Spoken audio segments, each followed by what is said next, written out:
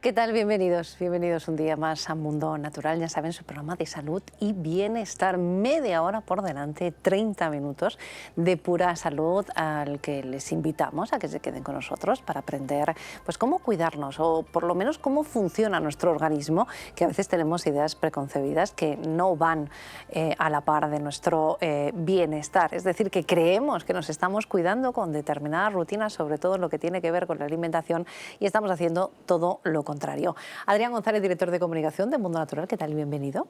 ¿Qué tal, Lucía? Muy bien.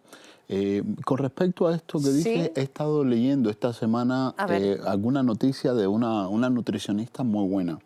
Tenía conceptos de los que me gustan a mí, de los que yo considero que son más lógicos. Entonces, decía Y que serían impensables hace unos y nos años, a lo hablaba mejor. y dice que cerca del 80% de la población Ujú. tiene conceptos erróneos de alimentación sana. Sí, Entonces, que las personas que se alimentan con pan de molde, por ejemplo, y un vaso de leche, por las dice que están mañanas. empezando el día mal. Mm. Dice que eso ya tienes ahí una alta carga. ¿No será la que le da a su hija legumbre y, lo diré, garbanzos por la mañana? No, ¿No? no, no, no, no. No. Decía cosas interesantes y de las que nosotros Hablamos aquí. hablamos bastante en el programa. Entonces Mm. decía que eso no es alimentación sana, que hay error en el concepto de alimentación sana y que las personas muchas veces cuando enferman es que no es sana su alimentación. Totalmente. Entonces es interesante. Dice que desde el punto de vista de la alimentación, donde más afecta es la inflamación. Ujú. Esto nosotros lo decimos El aquí de también. bajo grado, ¿no? Esa inflamación de La bajo grado, ¿qué? inflamación. Y que la inflamación del sistema digestivo no es tener solamente el vientre inflamado, hinchado. Ujú.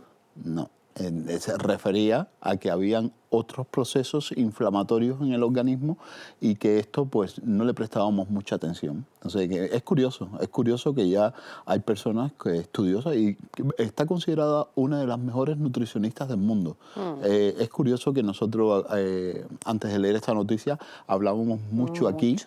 de cómo en los alimentos hay muchas proteínas que son el recurso de defensa de las plantas. Mm. Esto que a nosotros no toleramos y que nos caen mal es lo que utilizan las plantas para protegerse de los insectos. Entonces, por eso crean ciertas proteínas que le crean un ambiente hostil e incluso le puede causar la muerte a un insecto. A nosotros no. A Sí. nosotros lo que nos produce es inflamación en el sistema digestivo. Por eso muchas veces nosotros cuando hablamos de alimentación siempre proponemos una dieta mucho más paleolítica. La dieta paleolítica es como la dieta mediterránea un poco más selectiva. Sí. ¿En qué parte es selectiva la dieta paleolítica con respecto a la mediterránea? Pues, por ejemplo, la mediterránea te recomienda comer legumbres, pero las legumbres, por ejemplo, son una de las Inflaman. más complicadas. ¿Por qué? Porque cuando tú las pones en remojo, producen jabón, Sí. producen espuma, Sí. saponina, que viene de jabón. Esto es es el mecanismo de defensa que tiene. Timpanismo produce muchos gases. Y hay personas que te dicen, a mí me encantan, pero no las puedo ni No puedo. oler.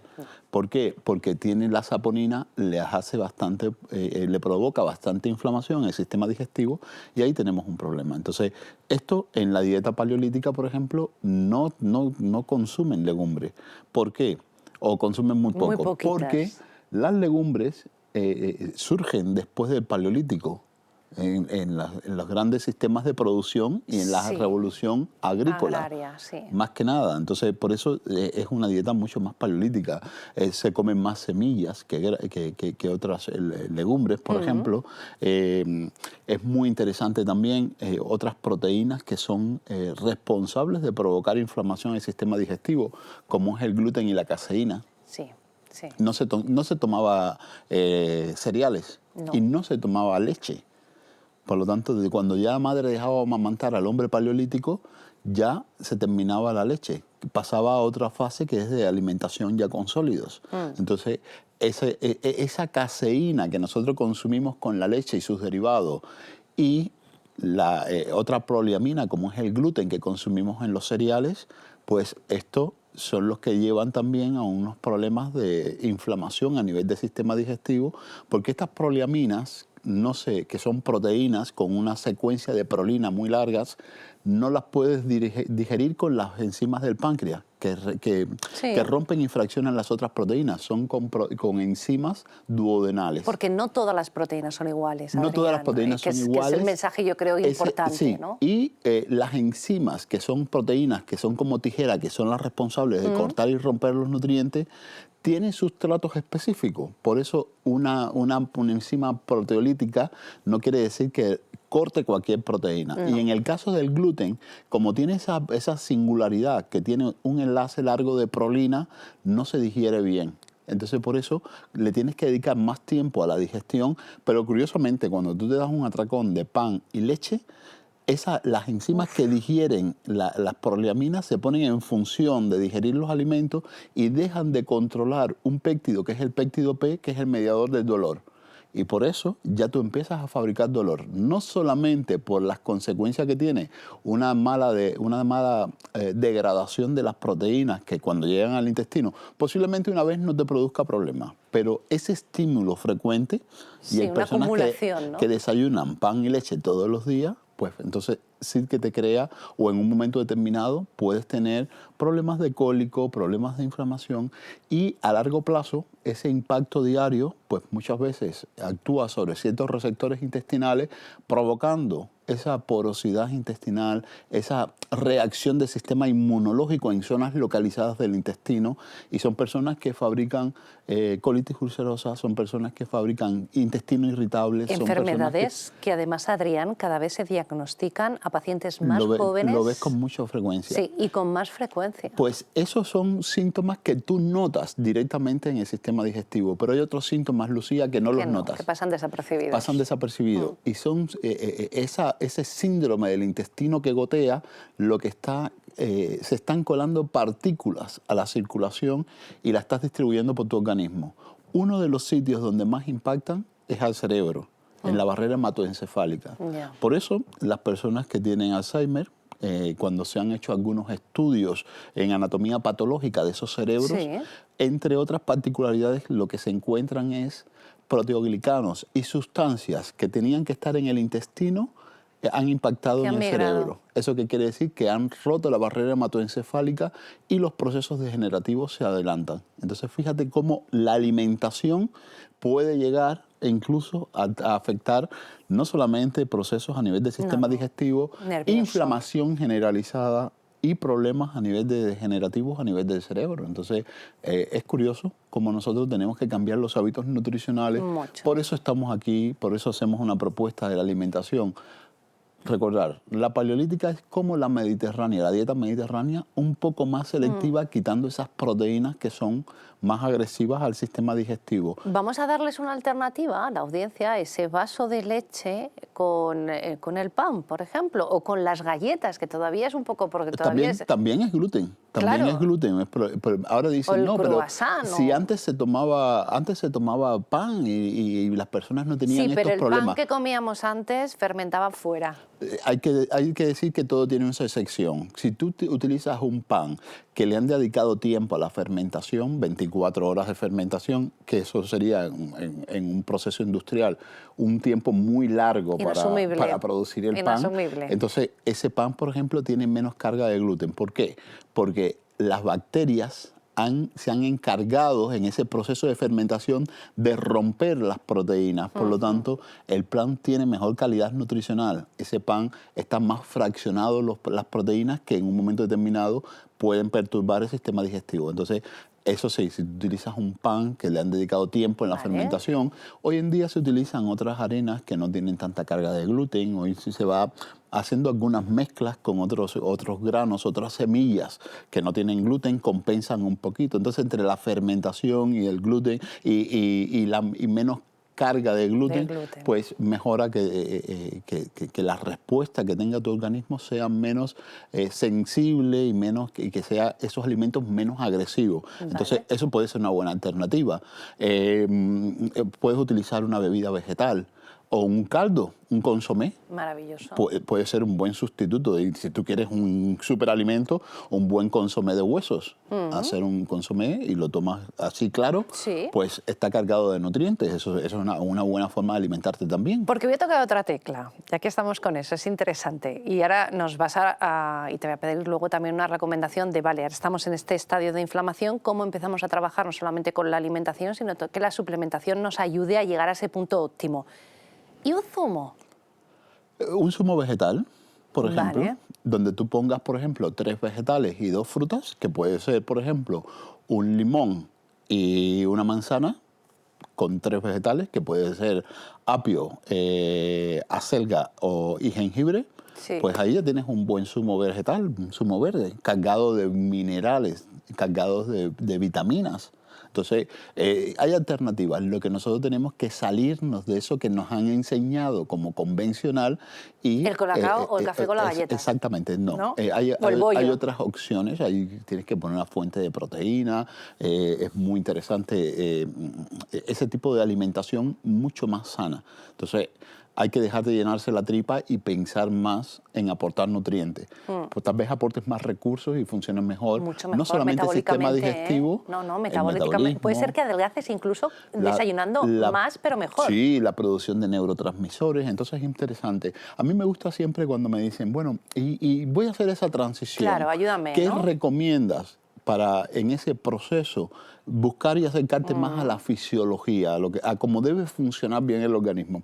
Yo siempre digo, hay 2 puntos aquí que nosotros tenemos que trabajar. Uno es la zona del páncreas y el duodeno, con las enzimas que cortan y rompen los nutrientes. Entonces, hay un suplemento que es el gastroenzim. Funciona muy bien, está muy bien estructurado, contiene las enzimas para digerir las proteínas, las grasas, los carbohidratos, incluso los más complejos que no tenemos casi enzima para esa digestión y dependen de la acción bacteriana, como son la celulosa, la hemicelulosa. Ahí no tenemos recursos para digerirlos bien y necesitamos un poco más de las bacterias. Pues en este suplemento ya encuentras celulasas para digerir ese tipo de carbohidrato complejo, pero también tiene el complejo de peptidasa 4 para digerir el gluten y la caseína, para las personas que en ciertos momentos tienen esas molestias, en momentos puntuales, tienen molestia, cólico, ¿no? esos problemas de susceptibilidad a estos antinutrientes, pues este puede ser un buen suplemento. Y me interesa mucho el otro punto crítico para recuperar la capacidad digestiva, la tolerancia, la absorción, el buen tránsito intestinal. Hay que ir a la flora. Ya. Entonces ahí, o al ecosistema intestinal, si queremos decirlo mucho mejor, ahí ese Symbiolina y Megaflora puede ser muy buenos aliados. Estos 2 suplementos, desde el punto de vista de tolerancia, son los que mejor nos funcionan. De hecho, hay muchas personas que nos llaman por esta situación. Muchas personas que nos llaman y me dicen, mira, tengo esta situación, ¿qué me recomiendas? Enseguida le pongo esta combinación, ¿no? Porque es verdad que cuando tenemos esta situación queremos notarlo ya, ahora. Bueno, es que tenemos muchas prisas de normal. Hay que hacer un trabajo que, como te digo, hay que cambiar el estilo de vida, que ahí comprende todo lo que es la alimentación y eso no lo tenemos asumido, que desde el primer día lo vamos a cambiar y más que nada que lo vamos a sostener en el tiempo. Porque una cosa es comenzar. No es una dieta. Todos comenzamos como cuando queremos el gimnasio el primer día del año. Sí, en pero enero es maravilloso. Sostenerlo es donde se complica. Lo que no quiere decir que en un momento determinado... Sí, bueno, te vas de viaje, te vas de vacaciones, tienes una comida, un cumpleaños, correcto. Que muchas veces no tienen esa alimentación. Sí, pero cuando vuelves a una alimentación, cuando ya reconviertes tu alimentación, lo notas mucho más. Y cuando vas, como tú dices, a un sitio donde hay mucho hidrato, donde hay mucho este tipo de proteína inflamatoria o alimentación que te inflama, te sienta mal y te das cuenta de lo bien que estabas cuando cambiaste a esa nueva dieta, entonces, ¿no? Eso es interesante y cada vez que veo la noticia, vuelvo a la nutricionista que hacía esos razonamientos, eso es noticia yo creo que interesante. A mí sí me lo parece. Para ayudar a las personas que aprendan a comer, porque ella dice, hay un problema de base en reconocer cuáles son los alimentos sanos. De todas maneras, es verdad que cada vez hay más especialistas que hacen analíticas de esos alimentos porque además no tienen por por qué ser los mismos los tuyos que los míos, los que me inflamen. A ti te pueden inflamar unos y a mí me pueden inflamar otros. Entonces es importante también conocer qué alimentos son los que deberían no participar de nuestras dietas, ¿no? Ahí, mira, ahí volvemos a lo que yo siempre te digo. Nosotros deberíamos tener cada uno los estudios genéticos de nuestra situación en nuestra historia clínica. Nos ahorraríamos tiempo, dinero, esfuerzos. Tu información genética te dice qué predisposición tú tienes a las enfermedades. Y cuando tú haces un estudio genético, ya está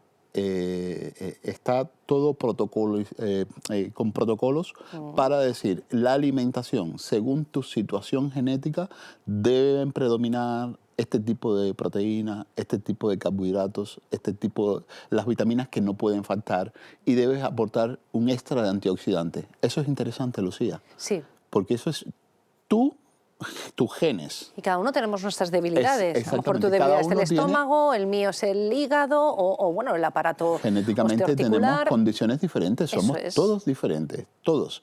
Y entonces es muy importante y además, porque hay una interacción entre los genes de las dos partes de la familia, donde te da una condición genética a ti diferente a la mía. Única. Y una predisposición a las patologías a ti diferente a las mías. Entonces, sabiendo que yo tengo la carga genética para expresarlo, una enfermedad, ¿cómo me tengo que comportar? Entonces, ya ahí te da las riendas de la salud a ti, cómo alimentarte. Entonces, por eso siempre digo, lo mejor sería que en vez de tener tantos asesores en la política, que inviertan ese dinero en genéticamente cómo nos encontramos y se hace una vez, tienes tu información en la historia clínica y a partir de aquí empezamos a trabajar desde el punto de vista sanitario. Lo que pasa es que ahí nos beneficiamos todos y no solamente unos pocos. Bueno, vamos a dejarlo ahí porque eso sería otro programa muy interesante. Y otro de los aspectos que yo creo que son importantes y que también cada uno sabe lo que le va mejor, por ejemplo, el deporte, la actividad física. A lo mejor a alguien le gusta correr, pero a otro sabe que sus rodillas no puede y lo que le viene bien es montar en bicicleta o andar o hacer las actividades como el yoga, el pilates u otros. Bueno, pues vamos a hablar de eso y vamos a hablar de cómo estamos en España, de ejercicio. Nos lo va a contar nuestra doctora especializada en actividad física, en actividad del deporte, María Jesús Núñez. Seguiremos hablando también de más cosmética, pero natural, es decir, tratando la piel como un órgano más, que de hecho lo es. Y terminamos esta primera parte del programa, que seguiría hablando de esto, porque yo creo que ustedes también nos lo demandan, lo volveremos a traer en un próximo programa, sobre esas plantas, ese campo maravilloso que a veces florece, a veces nos afecta a nivel alérgico y otras veces decimos, bueno, ¿y esa planta en la antigüedad o ha dado pie a alimentarnos, a cuidarnos, a curarnos incluso? Bueno, pues vamos a ver. Hoy traemos una planta originaria de Perú, Adrián, de zonas cálidas. Se suele usar la parte entera como alimento, tisana, maceración, extractos, champús o cataplasmas. Y te hablo de la capuchina. ¿La conoces? ¿Con ese nombre como tal? Bueno, tiene efecto antibiótico, útil en el tratamiento de nefritis, infecciones de las vías urinarias y también gripe. Por vía externa se utiliza en la preparación para champús, para tratar la caspa. Aquí conocemos la mastija, ¿verdad?, con vuestros champús sólidos. Sí. Y refuerza el cuero cabelludo. Se pueden hacer cataplasmas en caso de traumatismos. Entiendo que también es un poco antiinflamatoria y contusiones. Así que sus hojas y flores son comestibles y tienen un sabor picante como el berro. Ah, pues mira, sí, sí que es interesante. No la conocía, pero es curioso el efecto antibiótico natural de la planta. Y, por supuesto, en la caspa, quien produce la caspa es una levadura que es la malacesia. Se esconde debajo de esas cabezas que fabrican mucho ácido linolénico.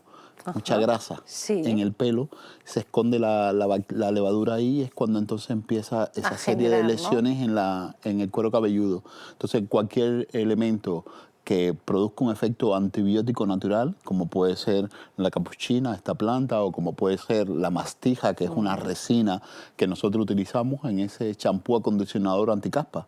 El principio activo que tiene es precisamente la mastija. Que ha sido revolucionario para muchas personas que lo usan. Sí, ha sido, es interesante porque hemos logrado, por un lado, hacer la limpieza de esa grasa que se produce, ese filtro que protege la levadura, y por otro lado, la mastija hace un efecto antibiótico natural. Entonces, siempre que logres ese efecto y que llegues al microorganismo, pues tienes mejores resultados. Entonces, me parece interesante. En las vías urinarias, pues es recomendable, pero a mí me gusta mucho trabajar con el arándano rojo americano. Las proantocianinas del arándano rojo americano son bastante eficaces para lograr la primera fase de infección de las bacterias, que es la adherencia. Eso es. Entonces, ahí bloqueando esas fimbrias puedes lograr evitar la adherencia de la bacteria en las vías urinarias y que comience entonces la fase de infección. Y hemos incluido también en ese Neosis la D-manosa, que bloquea otras fimbrias que tiene que ver incluso con la adherencia, pero ya a nivel renal, a nivel del riñón. Entonces esas pielonefritis, que es la infección en el riñón, por acción de las bacterias, cuando suben de las vías urinarias hacia el riñón, pues también lo estamos trabajando. Entonces por eso a mí me gusta mucho trabajar este tipo de productos muy bien estructurados, independientemente que no quita que en un momento determinado una infusión, una tisana, siempre viene bien con estas capuchinas. Estas capuchinas ya sabemos que además incluso tienen buen sabor. Y son comestibles, posiblemente cuando nos pongan algún plato y veas una florecilla, pues para adentro, para cuidar nuestro igual es una riñón. capuchina. Bueno, pues ya lo saben ustedes, además con las imágenes que nos ponen nuestros realizadores, pues ya la conocemos un poquito más. Bueno, enseguida, ya saben, cualquier pregunta, 914460000, en las parafarmacias de Madrid, Valencia, en Alicante, o en la web www.parafarmaciamundonatural.es. Si te importa tu salud, Parafarmacia Mundo Natural, donde encontrarás los productos recomendados y muchos más. En Madrid, calle Alcalá 129 o Fernando el Católico 2, y en parafarmaciamundonatural.es o llamando al 91 446 0000. Bueno, tiempo para acudir a la consulta de nuestra doctora María Jesús Núñez para que nos hable de la situación real que hay en nuestro país en relación al deporte. ¿Somos muy deportistas en España? Escuchen. Hola a todos. Hoy vamos a ir desgranando el ejercicio en los últimos tiempos en España. Vamos a analizar los resultados de la encuesta de hábitos deportivos que se ha publicado últimamente. La encuesta es de 2022. La última que tenemos, que indican que 6 de cada 10 personas de 15 años en adelante practicó deporte en el último año, es decir, un 57%, ya sea de forma periódica o ocasional. Esta cifra representa un incremento respecto a los porcentajes que teníamos en 2015, una etapa pre-COVID, en el que el porcentaje era del 53%. Es decir, que hemos aumentado. Si se comparan los resultados con la edición de 2020, justo en la época del COVID, pues se registra un descenso, porque en la época de COVID nos ocupamos mucho de nuestra salud haciendo más ejercicio que ahora.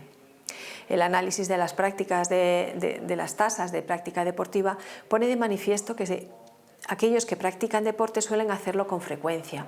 Un 23% de la población diariamente, un 52% al menos una vez a la semana, un 56% de la población practica al menos una vez al mes y un 56% más o menos una vez al trimestre. Respecto a 2015, época pre-COVID, recordemos, se observan incrementos en todas las frecuencias consideradas. Si se comparan los resultados con 2020, se observan descensos en la frecuencia de la práctica. Los que practicaron deporte de forma semanal dedicaron un conjunto, un promedio de 326 minutos a la semana. No está nada mal. La edad, el sexo y el nivel de estudios son variables también determinantes en la práctica deportiva. Las tasas de participación anual superan el 80% entre la población joven y descienden con la edad, situándose alrededor del 16% en los mayores de 70 años. En comparación con la etapa pre-COVID, se presentan incrementos en todos los grupos de edad. Por sexo, bueno, pues observamos diferencias en la práctica deportiva y sigue siendo superior en los hombres que en las mujeres, independientemente de la frecuencia. Por ejemplo, los hombres en términos anuales practican un 63% y las mujeres un 51,8%. Esta brecha de un 11% es inferior a la registrada en 2015, así que vamos bien las mujeres. Por nivel de formación, pues se observan las mayores tasas de práctica deportiva entre aquellos con una educación superior, el 74%, seguida de aquellos con una etapa de educación secundaria que bajan al 60%, y las tasas más bajas se registran entre los que tienen una formación inferior. Por lo que respecta al periodo en el que se desarrolla la práctica con más asiduidad, bueno, pues el 63% mostró una indiferencia por la época del año, es decir, da lo mismo que sea verano, invierno o primavera.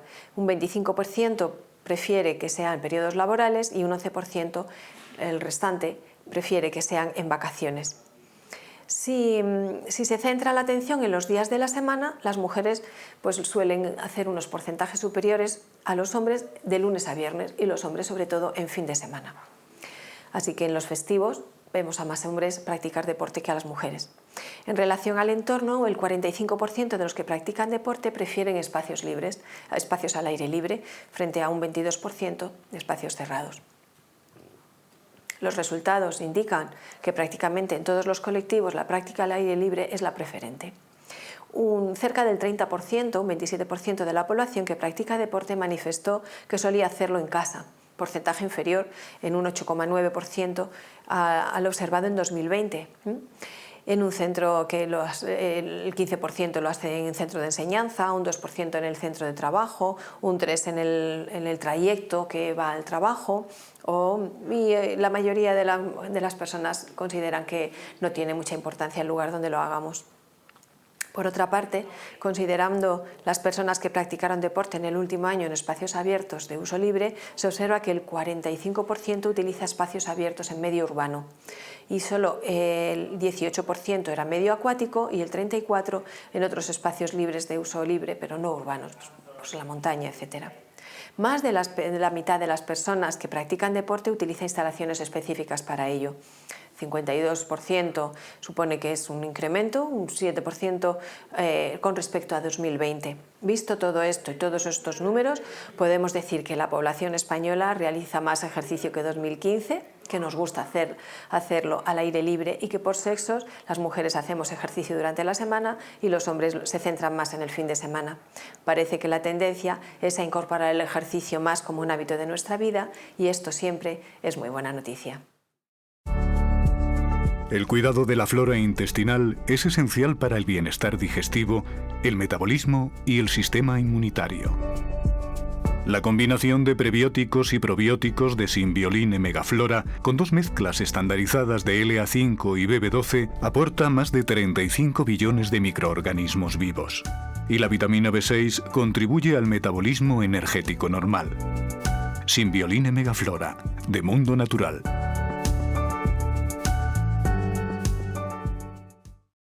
Cuidamos la piel, que también es un órgano, y lo hacemos de forma integrativa, de forma natural, gracias a los productos de Mediterráneos y de Posidonia, que siempre nos explica tan bien nuestra experta Beatriz de la Torre. Mercedes de Valladolid nos pregunta que por qué y cuándo está indicado utilizar la crema antiedad de Mediterráneos. Bien, os comento, la crema de Mediterráneos antiedad, quiero destacar que sobre todo tiene un 95% de componentes naturales. Está formulada pues eso, con los mejores componentes, traído de las mejores partes del mundo, pues para ofreceros el mejor producto.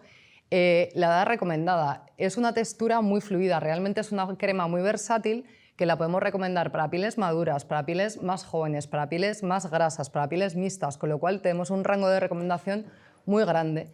Normalmente nos mandéis el feedback por internet o nos llamáis y está la mayoría de la gente encantada. Os voy a comentar también formulación. Por un lado tendríamos la formulación de aceite de baobab, que es un aceite recolectado en África, que tiene propiedades nutritivas y protectoras y hidratantes muy importantes. Luego tendríamos el extracto de magnolia, que la magnolia officinalis tiene propiedades antiinflamatorias, el aceite de babasú, que también está recogido en el Amazonas y también tiene propiedades hidratantes. Luego tendríamos el aceite de coco y el aceite de oliva, que tienen alto contenido en antioxidantes. También tendríamos destacar en la formulación el ácido fítico, que hemos hablado en otras ocasiones, que lo que hace es homogeneizar el tono de la piel y trata las manchas que tanto nos preocupan. Y luego tenemos 3 tecnologías. Por un lado, la tecnología Comifero-Line, que también está basada en la formulación del extracto de la resina del árbol Comifera mucul, que está recolectado en la India, y lo que hace es aumentar el tamaño de los adipocitos que tenemos en nuestra piel, con lo cual redensificamos nuestra piel y la repulpamos. Por otro lado, tendríamos la tecnología Neodormil, que está formulada pues, con aminoácidos también, y lo que hace es actuar sobre el colágeno tipo 1, el colágeno tipo 3, la elastina y la tropoelastina. Y lo que hacemos es aumentar la firmeza y la elasticidad de nuestra piel. Y luego la tecnología Novial, que siempre en nuestra formulación quiero destacar el ácido hialurónico, que lo que hace es aumentar la hidratación de nuestra piel y rellenarla en profundidad. Es una formulación súper completa y muy recomendable pues, para todo tipo de pieles. La tradición que acaricia las orillas mediterráneas, el desarrollo de sus civilizaciones, la esencia cosmética que protege y repara tu piel. Mediterráneos es fusión. 2 líneas innovadoras de origen natural y con la última tecnología que te cuidan desde dentro. Mediterráneos, de las profundidades del mar a tu piel. Muchísimas gracias, Beatriz de la Torre. Muchas gracias, Adrián González, Gracias. director de comunicación de Mundo Natural, y sobre todo muchas gracias a ustedes. Nos despedimos, pero volvemos pronto con un próximo programa de Mundo Natural, así que hasta pronto.